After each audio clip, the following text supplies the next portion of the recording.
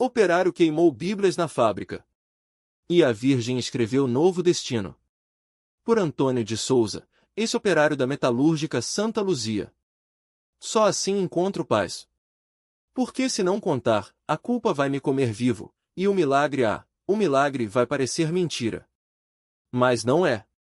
E tudo começou numa sexta-feira, 9 de julho de 2021, com o céu pesado sobre Fortaleza, aquelas nuvens cinzentas que prometem chuva mas só deixam o ar abafado. Eu estava no turno da noite na fábrica, suando bucha na Avenida Atlântica, perto do Porto do Mucuripe, onde o cheiro de peixe mistura com a fuligem das máquinas. Era véspera de São Pedro, e a cidade já cheirava a fumaça de fogueira, milho cozido e quentão. As barracas da festa junina do Piraporinha já armavam seus estandartes, mas eu não tinha cabeça para isso. Não desde que a Maristela, minha mulher, me deixou levando a menina, a Maria Clara, de 5 anos. Cansada de viver com um homem que não acredita em nada, ela disse. E eu, como um burro teimoso, ainda ri na cara dela, credo em cruz, mulher. Se Deus existisse, tava aqui me ajudando. Foi por isso que fiz o que fiz. A noite em que o fogo falou. A metalúrgica Santa Luzia era um inferno de barulho e calor. Eu trabalhava na prensagem, esmagando chapas de aço até as mãos doerem. O chefe, seu Naldo, um cabra safado que roubava até o fiado dos empregados, tinha acabado de me humilhar na frente de todo mundo. Antônio, se você não acelerar, vai pro olho da rua igual sua fé sumida. Fui pro banheiro, lavei o rosto na pia suja, e foi então que vi um monte de Bíblias jogadas no lixo. Devia ser alguma campanha evangélica que distribuía nos ônibus, e os caras da fábrica, como eu, não queriam saber. Peguei um maço de folhetos, amassei, e sem pensar 2 vezes, joguei no forno industrial que esquentava as peças. Queima, diabo! Gritei, dando risada sozinho. O papel pegou fogo rápido, as chamas dançando como diabinhos. Mas então, o vento mudou. Uma rajada forte entrou pela janela quebrada, espalhando cinzas pelo galpão. E no meio da fumaça, algo se formou. Não era ilusão. Era uma silhueta de mulher, vestida de branco, com um manto azul que parecia feito de luz. Os caras pararam as máquinas. Até seu Naldo, o ateu convicto, engoliu em seco. Nossa Senhora, murmurou o velho Chico, o mais velho da turma, fazendo o sinal da cruz.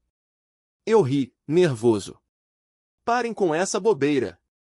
É a fumaça. Mas a figura não sumiu. Ela olhou para mim. E então, com uma voz que não era voz, mas um eco dentro da minha cabeça, falou. Antônio, você queimou minhas palavras. Agora vai queimar no fogo que acendeu. O forno explodiu. A correr pela Avenida Atlântica. Não sei como saí de lá. Um segundo estava olhando para aquela aparição, no outro, o galpão virou um inferno de chamas e gritos. Corri como um louco, a pele queimando, os pulmões ardendo. Saí pela porta dos fundos, que dava para um beco escuro perto da Rua dos Careris, onde os camelôs vendem CD pirata e maconha escondida. Mas alguém me seguia. Não era a polícia. Não eram os bombeiros. Era ela, a mesma silhueta, agora flutuando a uns 2 metros do chão, os pés descalços não tocando a terra. Eu caí de joelhos no asfalto quente, suplicando. Me perdoa. Eu não sabia. Sabia sim. Você escolheu o ódio quando podia ter escolhido a esperança. Então ela apontou para frente. Para dentro do fogo. Volte, ela disse. Salve eles. Eu olhei para trás. A fábrica era uma fornalha. Os gritos dos meus companheiros ecoavam. Seu Naldo, o velho Chico, o menino Jailson, que tinha acabado de entrar. Eu não posso. Gritei. Você pode. Porque agora você vê. E de repente, foi como se o tempo parasse. As chamas congelaram. O ar ficou denso, como mel. Eu respirei fundo, e enchi. Um milagre que ninguém vou esquecer. Não sei explicar como entrei lá de novo. Só sei que quando abri os olhos, estava no meio do fogo, mas não queimava. As chamas dançavam ao meu redor como se fossem água. Peguei o velho Chico pelo braço, arraste. Um milagre que ninguém vou esquecer. Peguei o velho Chico pelo braço, arrastando-o para fora como se ele pesasse menos que um saco de farinha. Seus olhos arregalados, cheios de fumaça, fixaram-se nos meus. Tá vendo isso, rapaz? Ele tossiu, a voz rouca. Ou a gente já morreu e ninguém avisou? Não respondi. Não tinha tempo. O calor ainda mordia a pele, mas não doía. Era como se algo me envolvesse, uma manta invisível. Vi Jailson, um menino de 17 anos, encolhido perto de uma máquina derretida, as mãos tremendo. Corre, moleque! Berrei, puxando-o pelo colarinho da camisa surrada. Ele se levantou num pulo, os olhos cheios de lágrimas e fuligem. Não perguntou nada. Só correu.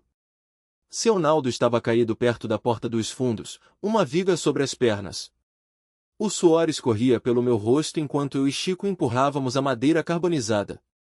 O cheiro de carne queimada subia pelo ar.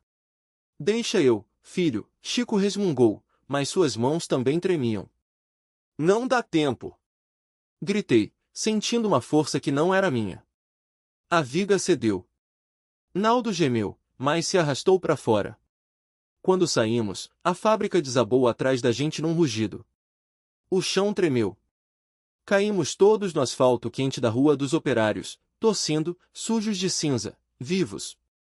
Os bombeiros já estavam chegando, as sirenes cortando o ar úmido de julho. Alguém jogou um cobertor em cima de mim. Olhei para trás. A fábrica era só escombros agora, fumegando como um animal ferido. E então ela sumiu. Não teve despedida. Não teve explicação. Só o vento quente soprando na minha nuca e o cheiro de queimado grudado nas minhas roupas. O que veio depois não foi fácil. Os jornais falavam em milagre na zona industrial, em operários que sobreviveram a incêndio impossível. Os repórteres me cercavam na porta do Hospital São Carlos, microfones na cara, perguntando como eu tinha feito aquilo. Não fui eu, respondia, secando o suor da testa. Mas ninguém acreditava. Até o padre da paróquia Nossa Senhora do Perpétuo Socorro, no bairro de Fátima, veio me procurar. Filho, você teve uma visão? Ele perguntou, os olhos brilhando por trás dos óculos. Balancei a cabeça. Não sabia como explicar que ela não era uma visão. Era real. Mais real que o cheiro de pólvora das fogueiras de São João que ainda impregnavam as ruas, mais real que o gosto salgado do suor depois de um dia de trabalho na fábrica Santa Luzia. Foi Nossa Senhora, murmurei, finalmente. O padre cruzou os dedos. Aparecida? Ele sussurrou, como se o nome dela sozinho já fosse uma prece. Assenti. Ele não insistiu. Só me deu um terço velho, de madeira escura, e disse: guarda isso. Às vezes a fé é como o fogo. Queima, mas também ilumina. A cidade não esqueceu. Nas semanas seguintes, as pessoas começaram a deixar velas acesas na calçada da fábrica destruída. Alguns diziam que viam uma sombra de mulher nas noites de lua cheia, perto dos escombros. Outros juravam que, se prestassem atenção, ainda ouviam cantos de reza vindo das cinzas. Eu evitei o lugar. Não por medo, mas porque sabia que não era para mim. O milagre não tinha sido para mim. Até que, numa tarde de sábado, eu passei pela Avenida Atlântica e vi o mar. O céu ainda estava nublado, como tinha estado naquele dia, mas o vento trazia o cheiro de sal e peixe frito das barracas da praia de Iracema. Sentei numa mureta, olhando as ondas. Tirando o terço do bolso, apertei os dedos da madeira a gás pelo tempo. Por que eu? Perguntei, sem esperar resposta. Mas então ela apareceu. Não como antes. Dessa vez, era só uma mulher comum, vestida de branco simples, os pés descalços na areia. Podia ser qualquer uma das devotas que iam à Basílica de Nossa Senhora de Fátima nos domingos. Você ainda não entendeu? Ela disse, sentando ao meu lado. O coração disparou. Entender o quê? Ela apontou para o meu peito. Que a força não tá nas suas mãos. Tá aqui. Tocou meu coração. E aqui. Tocou minha testa. Você salvou eles porque escolheu não desistir. Não porque era forte. Porque era humano. Fiquei quieto. O barulho das ondas o peso da cinza e a luz do milagre. A areia fria colava nos meus pés enquanto o vento arrastava as palavras dela como se fossem fumaça. Não era a primeira vez que Nossa Senhora aparecia para mim, mas dessa vez não havia glória, nem raios de luz, nem coros celestiais. Só uma mulher de rosto cansado, como se tivesse caminhado léguas para me encontrar ali, na praia de Iracema, onde o cheiro de peixe frito se misturava ao sal do mar.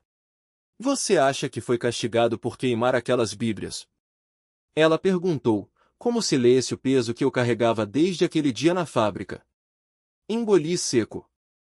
O fogo. O cheiro de papel queimando. As vozes dos colegas gritando isso dá azar, enquanto eu, bêbado de raiva e cachaça barata, jogava os livros nas chamas do forno industrial. Deus não existe, e se existe, não tá nem aí para a gente. Eu tinha berrado. E depois veio o acidente. O telhado desabando. Os homens presos nos escombros. E eu, o único que conseguiu puxá-los para fora, com forças que não eram minhas. Eu não merecia isso, murmurei, apertando o terço até os nós dos dedos doerem. Ela riu. Não era um riso de zombaria, mas daqueles que doem porque são verdadeiros. Merecer?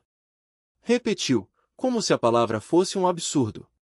Você acha que os meninos que morrem de fome na favela do Pirambu merecem? Que as mães que choram filhos baleados na Avenida José Bastos merecem? Merecer não é a moeda de Deus, José. É a sua. O mar rugia mais forte, como se o próprio oceano quisesse me afogar na culpa. Mas ela segurou meu braço, e de repente senti um calor estranho, como se o sol tivesse furado as nuvens só para aquecer aquele pedaço de areia onde estávamos. Você queimou palavras, mas salvou vidas. Isso não se cancela. Isso se transforma. E então ela me contou uma coisa que ninguém mais sabia. 3 dias antes do acidente, eu tinha ido à feira da Praça do Ferreira comprar pinga e farinha. Era véspera de São João, e a cidade cheirava a quentão e pólvora. As barracas de comidas juninas lotavam as calçadas, e os sanfoneiros tocavam Asa Branca enquanto os meninos corriam com estalinhos nas mãos. Eu passava por tudo aquilo como um fantasma, amargurado, até que uma velha, toda enrugada, me segurou pelo braço. Moço, você tá com um fogo dentro que não é só da cachaça, ela disse, com voz de quem já tinha visto demais. Toma isso. E enfiou na minha mão um pedaço de pano bordado com uma imagem desbotada de Nossa Senhora Aparecida. O que é isso? Perguntei, já irritado. Um lembrete. Quando a hora chegar, você vai saber. Joguei o pano no bolso sem pensar 2 vezes.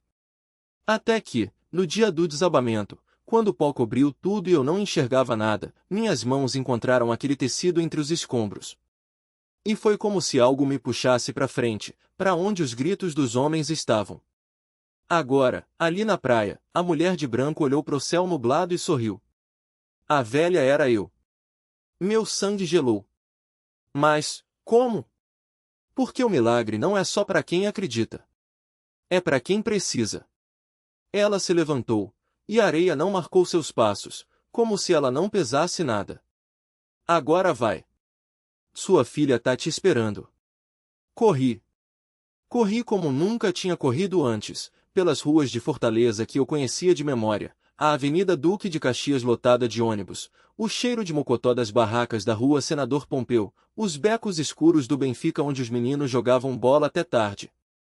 Quando cheguei no barraco onde morava, na Vila Velha, minha filha, Maria Clara, estava sentada na porta, embrulhando um pedaço de bolo de milho num guardanapo surrado. Pai, você sumiu. Ela reclamou, mas seus olhos brilhavam. Olha o que a vizinha trouxe. É para a gente comer junto. Era um bolo simples, daqueles que se faz no fogão a lenha, com farinha de mandioca e leite de cocô. O tipo de coisa que a gente comia nas festas juninas quando eu ainda era criança, antes da vida ficar pesada. Onde você arrumou isso?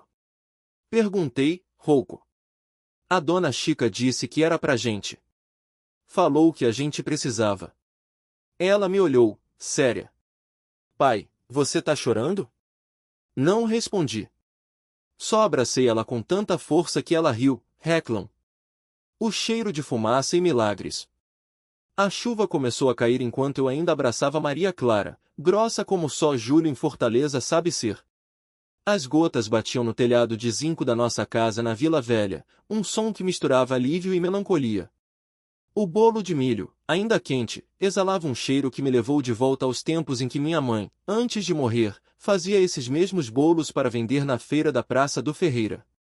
Filho, a fome não espera, ela dizia, enquanto amassava a massa com as mãos grossas de quem trabalhou a vida toda. Vamos comer antes que esfrie, falei, soltando minha filha e enxugando o rosto com a camisa suada.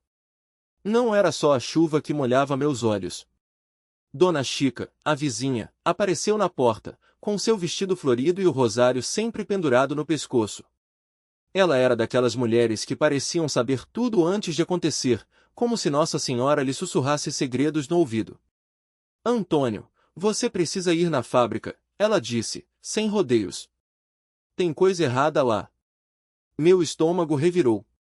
A fábrica de móveis onde eu trabalhava, lá pela Avenida Atlântica, era um inferno de serragem e suor. Mas era o que pagava o aluguel desse barraco e a comida de Maria Clara. E eu tinha feito algo que não podia voltar atrás. Não posso, Dona Chica. Minha voz falhou. Ela sabia. Todo mundo na Vila Velha ia saber em breve. Você queimou as Bíblias, não foi? Sua voz não tinha julgamento, só uma tristeza profunda. Mas não é por isso que eu tô aqui. É porque o Geraldo tá procurando você. E ele não tá sozinho. Geraldo era o capataz, um homem que parecia feito de cicatrizes e ódio. Se ele estava me procurando, não era para me dar um abraço. Leva a menina para a casa da sua irmã em Messejana, ordenei, empurrando Maria Clara gentilmente para dentro. Agora. Mas, pai. Agora, Clara. Ela obedeceu, assustada. Dona Chica a levou, não sem antes me lançar um olhar que dizia, Deus esteja com você, filho. Corri pelas ruas da Vila Velha, esquivando-me dos buracos e das poças que refletiam as luzes trêmulas dos postes. O céu estava tão escuro que parecia noite, embora fossem apenas 5 da tarde. O cheiro de chuva molhada misturava-se ao de queimado que ainda colava em minhas roupas. Eu não tinha planejado queimar aquelas Bíblias. Não era ódio, não era blasfêmia. Era desespero.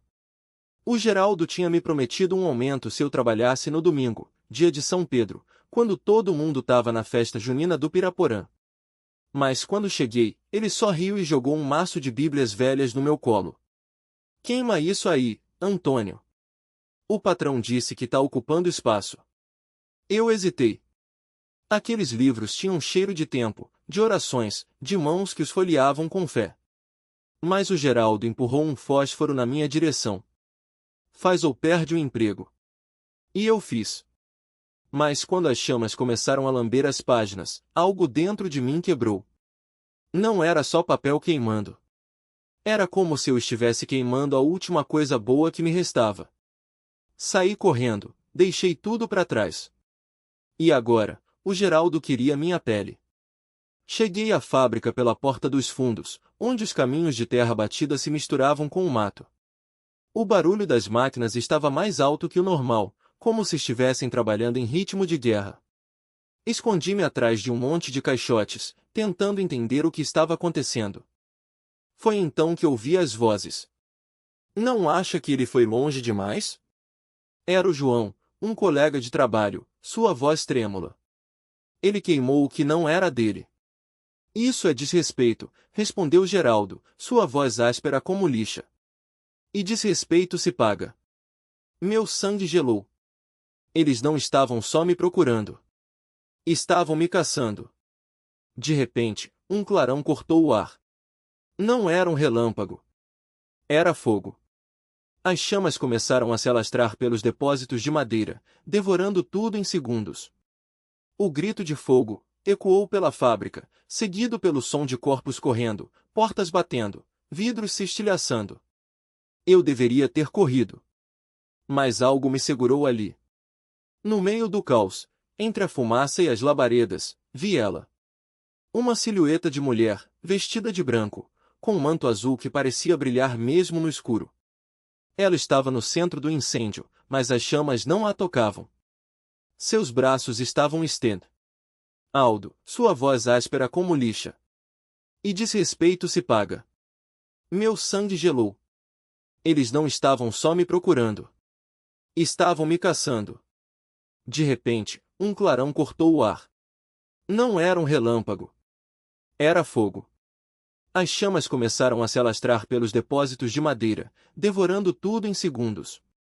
O grito de fogo ecoou pela fábrica, seguido pelo som de corpos correndo, portas batendo, vidros se estilhaçando. Eu deveria ter corrido. Mas algo me segurou ali.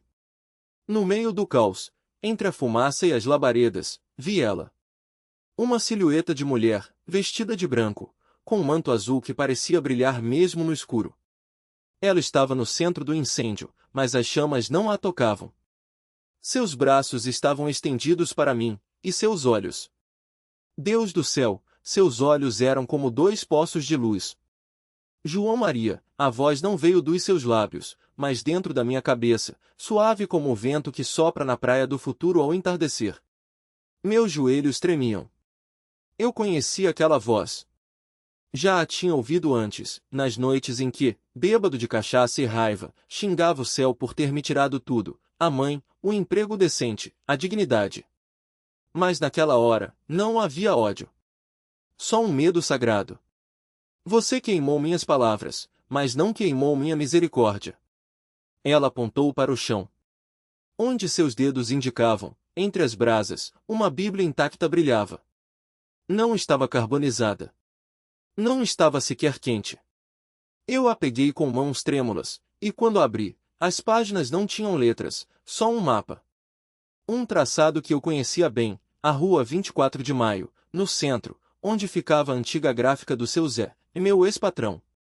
O homem que me ensinou o ofício antes de eu afundar na bebida e nas apostas. Vá. Antes que seja tarde. A voz sumiu. A silhueta também. O incêndio rugia, e eu sabia que se ficasse ali, morreria. Mas antes de sair correndo, vi Aldo e seus capangas parados na porta, olhando para o fogo com expressões de terror. Um deles fez o sinal da cruz. Macumbeiro do caralho! Aldo gritou, mas sua voz falhou. Ele também tinha visto algo. Corri como nunca, pulando cercas, esquivando-me de policiais que já chegavam. O cheiro de queimado colava na minha pele. Quando parei, estava na feira de São Benedito, entre barracas de comida de milho e bandeirolas de São João que ainda não tinham sido tiradas. O céu, antes nublado, abriu uma fresta, e um raio de sol caiu justo sobre mim. A Bíblia ainda estava na minha mão. O mapa também. O que é isso, meu filho? Uma voz feminina, doce como mel de engenho. Era Dona Maria, a velha que vendia bolo de rolo na feira. Ela me conhecia desde moleque. Não sei, Doninha, respirei fundo. Mas acho que é minha última chance. A gráfica do seu Zé estava quase falida. Ele me recebeu com um abraço apertado, os olhos úmidos. Pensei que você tivesse morrido, João. Sua voz tremia. Quase morri, seu Zé. Mas, acho que alguém não queria isso. Contei tudo. Ele ouviu em silêncio, depois pegou o mapa e sorriu.